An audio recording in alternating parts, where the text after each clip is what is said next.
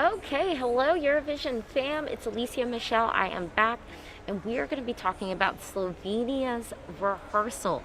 Yes, just as a reminder, I am here in Turin, Italy. I'm here in the press room. We've got screens, we've got folks here. And yeah, I think they're about to go up for their third take, but they've run it 2 times, so I feel pretty confident to kind of give you the lowdown on exactly what I'm seeing that's happening on the stage here. I'm gonna tell you, I always liked Slovenia's song and that entry, and I felt like I could have seen a path for it to qualify.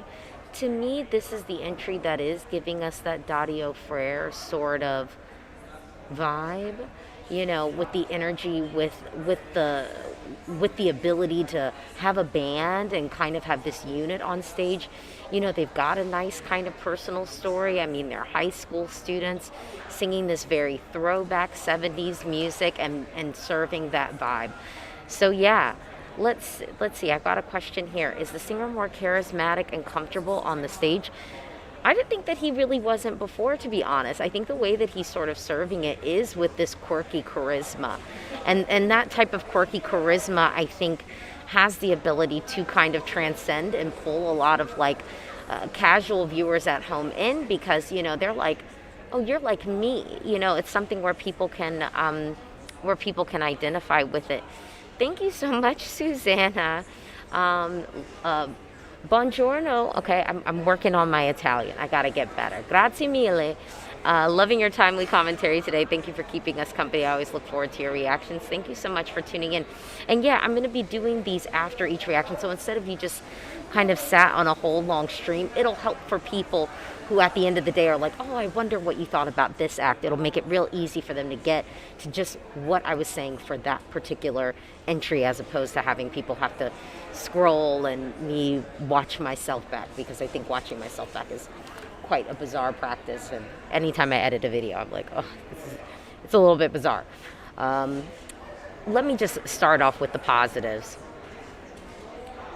This is a welcome bright spot, and y'all know I love Lithuania's track, but I wish that Switzerland was in the third running order spot, and then we get lifted again with Lithuania, and then we can move on to Slovenia. That is how I would have set up this running order. There's something about it that just feels really bright. It feels light, both in spirit, vibe, and aesthetically, how it looks. We are doing the 70s prom styling, which I think is great. It's awesome that we're kind of keeping that vibe going and keeping that look and feel happening. Yeah, I think it's great, and it's definitely spirited in the right way. Here's some of the negatives. Here are some of the critiques, I would say. There's a lot of sweeping shots, a lot of these. So I can do a sweeping shot of the press room. You know what I mean? It's like, yeah, it's a lot of sweeping shots. And the issue with the sweeping shots is those shots can take away a little bit of the energy of the performance. Yeah, and I will say it does take away the energy of the performances, point blank.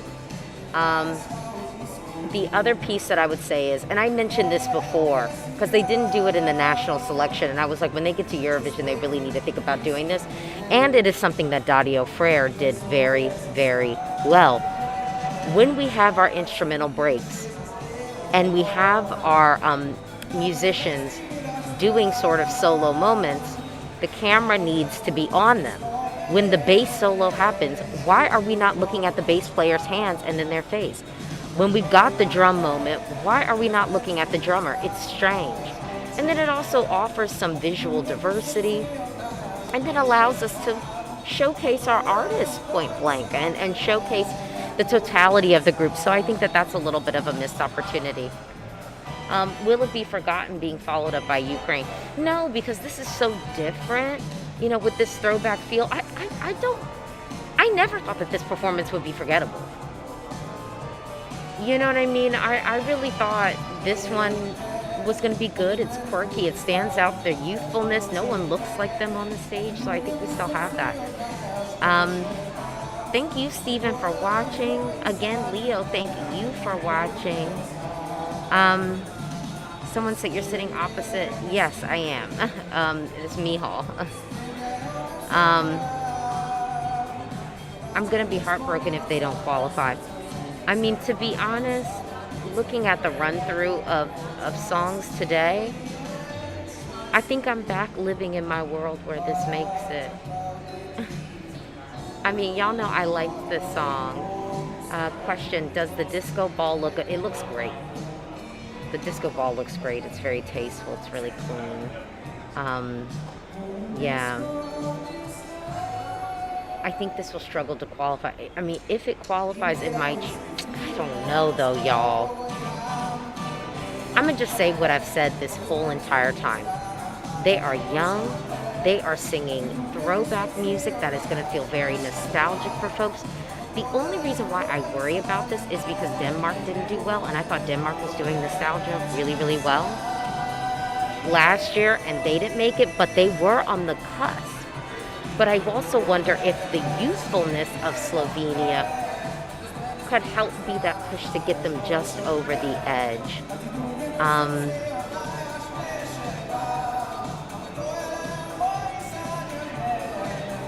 Okay. Someone said this will get the grandma vote. And low-key, it should. It should, but I will say this. If it gets the grandma vote, then that's pulling away the vote, you know what I'm saying, for Switzerland. And that's why this whole entire time I've been saying that I just don't think Switzerland is going to be able to make it through. The staging is extremely tasteful, albeit on the nose at times. We're talking about Switzerland. But I don't think it's going to be enough to make it through. I mean, but I think Slovenia coming after Switzerland might actually be helping Slovenia a little bit. Yeah, I think it will be helping Slovenia because, yeah, it's just it's a welcome breath of yay following it. So that's sort of how I feel about that. Someone said, can I take off the mask? So people literally came around telling us we had to put our mask back on. I kind of feel like a case could be made. I mean, look, I'm all for safety. Don't get me wrong. I'm all for safety. But I do think it's an accessibility issue because some people read lips. So I don't know how they'll be able to read lips. So yeah, someone asked, what is the styling like?